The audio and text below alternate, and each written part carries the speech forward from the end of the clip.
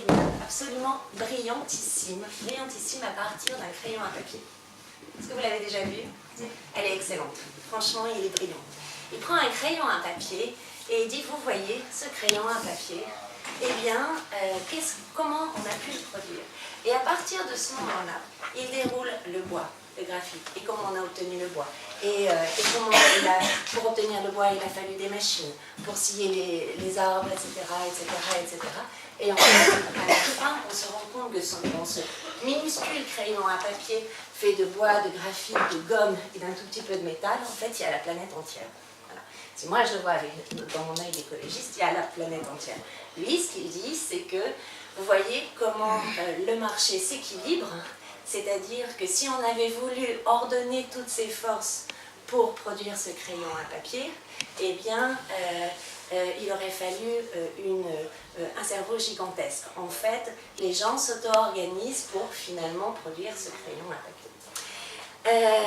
L'économie symbiotique, quand on regarde ce crayon à papier, on se dit « Waouh, en effet, il y a toute la planète là-dedans ». Et quand on taille son crayon, on se dit « Mince, est-ce que ça vaut le coup de mettre toute la planète dans un crayon à papier ?» C'est-à-dire que l'impact de ce crayon à papier est gigantesque, en fait, sur les forêts, sur l'extraction minière, sur les sociétés, etc., etc. En fait, si on prenait cette conférence de Milton Friedman sous l'angle de l'économie synthétique, on se dirait « Comment puis-je faire un crayon à papier qui n'ait pas d'impact négatif, mais au contraire, qui en lui-même a un effet positif sur la planète, sur les sociétés et sur l'économie. » Et là, il faut injecter en fait énormément d'organisation et d'intelligence. Et je pense que c'est ça, c'est ça auquel j'aimerais qu'on arrive à la fin de cette formation, c'est de comprendre comment tout ça se lie dans l'économie symbiotique et comment on arrive à avoir des modèles économiques et productifs qui en fait ont un impact positif sur la planète, régénèrent la fertilité du milieu dont ils dépendent. Si on devait faire une seule définition d'économie symbiotique, c'est celle-là.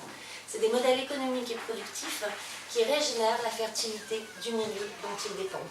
Fertilité écologique, fertilité économique, fertilité sociale.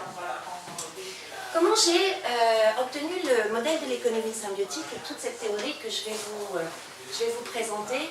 C'est pas du tout, je ne me suis pas justement assise avec mon crayon dans la bouche en me disant mais comment faire une économie qui régénère la fertilité du milieu dont elle dépend? Du tout.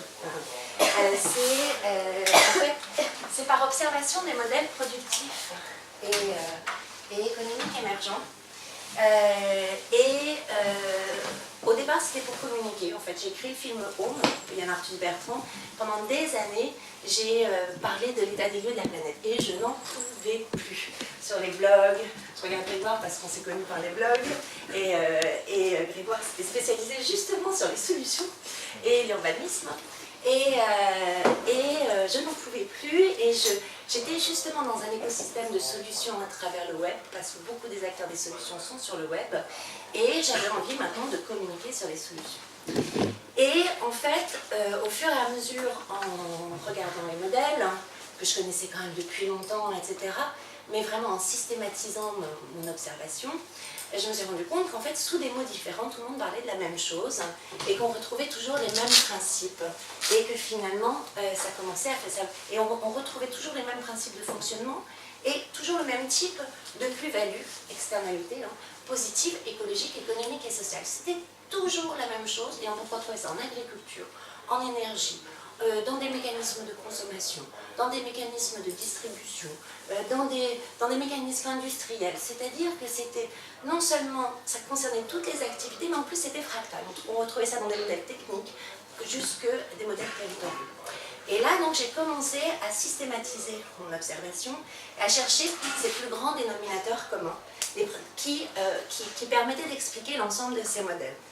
Et au fur et à mesure, je me suis rendu compte qu'en fait, vraiment, il faisait système, et qu'en plus, on pouvait, en fait, la thermodynamique, l'écologie et la sociologie permettaient d'expliquer les externalités positives récurrentes qui produisait. Donc ça faisait vraiment système et ça faisait vraiment modèle. Et c'est comme ça que finalement je m'en suis retrouvée à théoriser cette économie naissante, parce que ce n'est qu'issu d'observations de cas existants, et de proposer donc, c'est un essai au sens propre du terme, de proposer une théorie, essayant de l'expliquer, et l'objectif du livre, c'est de la mettre en débat. Parce que ça demande, c'est quand même très transdisciplinaire, et voilà. Donc voilà le résultat de ma réflexion, et c'est ça que je vais vous présenter aujourd'hui. Donc, en fait, je suis partie d'un postulat. L'économie symbiotique part d'un postulat. Et ça, c'est vraiment important. C'est le seul point, je pense, idéologique de l'économie symbiotique. Après, c'est que de l'observation. C'est nous dépendons de l'équilibre global Terre. Et croire que nous pouvons nous en extraire est un risque trop grand pour les sociétés. Ça, c'est ma croyance personnelle. Je pense sincèrement que les équilibres globaux de l'écosystème Terre, desquels on dépend aujourd'hui et avec lesquels notre espèce est née, on ne peut pas s'en soustraire. On en est dépendant. Donc c'est ça qui a motivé tout mon travail, en fait, au départ. C'est-à-dire qu'aujourd'hui, on a des modèles économiques et productifs qui foutent en l'air l'écosystème global Terre. Et donc, je me suis intéressée aux modèles économiques et productifs qui ne foutaient pas en l'air et qui apportaient des solutions. Donc pour ça, j'ai pris comme matériel d'étude les modèles productifs et économiques qui étaient rentables, parce que sans rentabilité, ils n'étaient pas durables. On ne pouvait pas en parler. Ça servait de proposer des modèles qui ne sont pas rentables. Aucun acteur n'allait suivre. Et qui, quel que soit leur type d'activité, permettaient aux acteurs de ou diminuer leurs externalités négatives écologiques, ou de produire des externalités positives écologiques. C'est-à-dire que soit structurellement, ils impactaient moins les écosystèmes, soit ils permettaient même de les restaurer.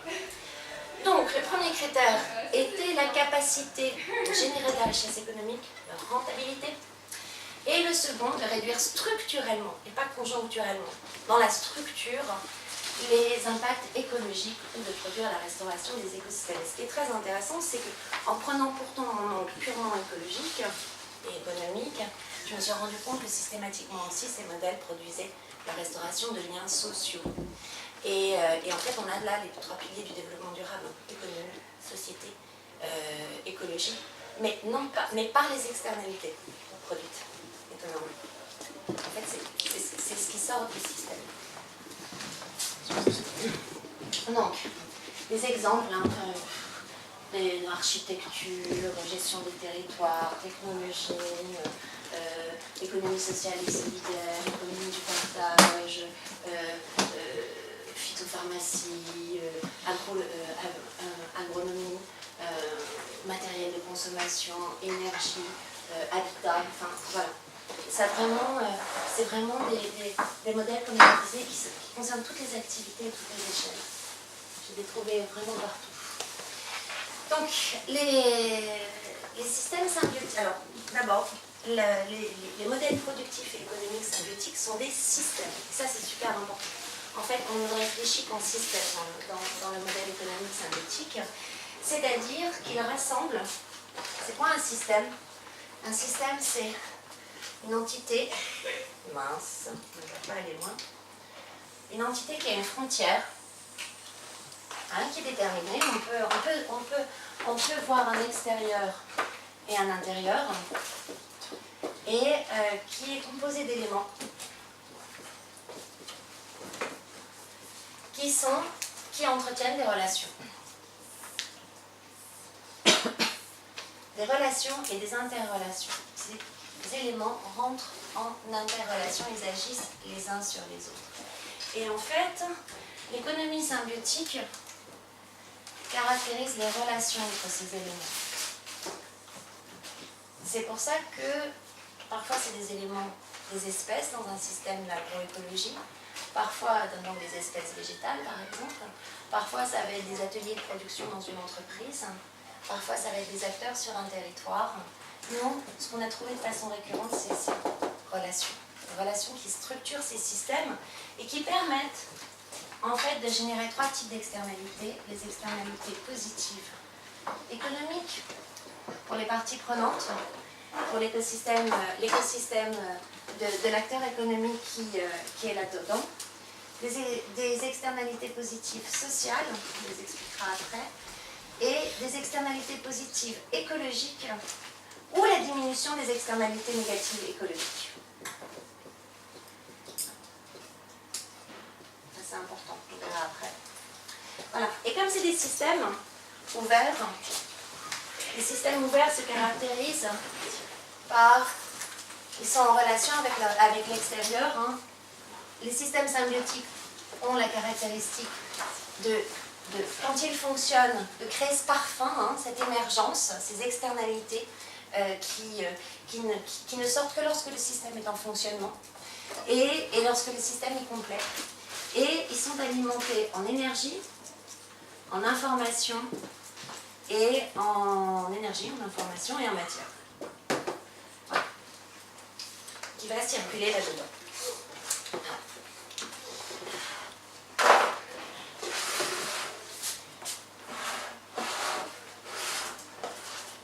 Les sources énergétiques, elles sont de 3 types.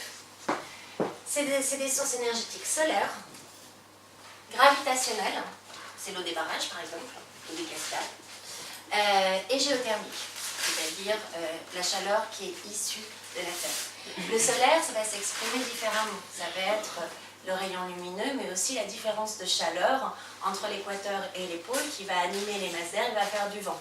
Donc en fait, le vent est une énergie solaire secondaire. Et ce qui est important, c'est de comprendre que ces flux sont constants. Et pourquoi pourquoi c'est très très important ça, et pourquoi je vous demande, après on ira dans le modèle symbiotique, mais pourquoi je vous demande de comprendre la théorie, un minimum, la systémique, on va dire, des systèmes, parce que ça, on va rentrer dans chacun des principes après, et ça c'est transversal à tout, il faut le garder tout le temps en mémoire. C'est-à-dire que dans les systèmes ouverts, il y a une loi extrêmement importante qui dit que l'information, moi je vous le dis après, oui non, je vais vous le dire après, non, je vais vous le dire après, qui dit que en fait la quantité d'informations qui arrive dans un système, elle est proportionnelle à l'énergie qui rentre dans le système. Or, la quantité d'informations qui rentre dans le système permet d'augmenter l'efficience de l'utilisation énergétique et matière du système. Est-ce que c'est clair? C'est bon? Donc, ça veut dire, ça c'est très important par rapport, je pense, au discours dominant. Ça veut dire qu'un système pauvre en énergie est un système pauvre en information. Et donc, qui va être de moins en moins efficient pour utiliser de façon maximale l'énergie et la matière disponible. Donc, pour un système efficient, pour utiliser de façon maximale la matière et l'énergie disponible, il faut que le système soit riche en information et donc riche en énergie. Et en fait, les systèmes symbiotiques sont extrêmement riches en énergie. Et quand on dit qu'il faut diminuer la consommation d'énergie, lorsqu'on diminue la consommation d'énergie, on diminue l'afflux d'informations dans le système et on diminue l'efficience matière et énergie. Et en fait, ce n'est pas la consommation d'énergie qu'il faut diminuer. Il faut diminuer la consommation d'énergie à impact négatif.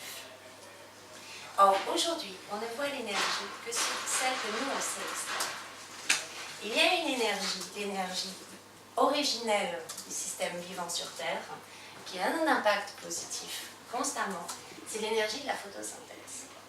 Et les végétaux sont les plus grands capteurs d'énergie solaire, d'énergie tout court d'ailleurs, sur la Terre. Et simplement, c'est une énergie à externalité positive. Mais ils consomment énormément d'énergie. D'accord? Et c'est pour ça que je pense que le paradigme symbiotique rompt avec le paradigme de la décroissance. Parce qu'on ne voit pas les choses de cette façon-là. Parce qu'on a besoin de systèmes riches en énergie, mais ça dépend desquels. Voilà. Et ça rompt aussi avec ça veut dire que ça remet vraiment le vivant au cœur de nos sociétés. Parce que c'est eux qui savent le mieux canaliser l'énergie. On en verra toutes les conséquences après. Donc ce qui est important, c'est de comprendre que ces flux sont constants. que l'énergie solaire est prépondérante sur Terre, que les systèmes symbiotiques se caractérisent par la maximisation de la production d'énergie utile à partir de ces trois sources énergétiques. Donc on n'est vraiment pas dans de la décroissance énergétique, au contraire. Pour cela, ils maximisent la pénétration de l'information dans leur modèle économique et productif. C'est-à-dire que pour utiliser au maximum l'énergie et la matière, il faut maximiser l'entrée d'informations dans le système. On est toujours dans cette dynamique-là. Et ça, c'est important de l'avoir à l'esprit tout de suite parce qu'après, on va... un exemple, Isabelle, c'est le lien information, système riche en information égale système riche en énergie. Système riche en énergie. Par exemple, en la photosynthèse. Non, c'est l'inverse. C'est l'inverse. Système riche en énergie donne système riche en information. Je crois que tout à l'heure, c'est non. Énergie donne système riche en information, donne maximisation de l'efficience de l'utilisation énergétique et matière. D'accord.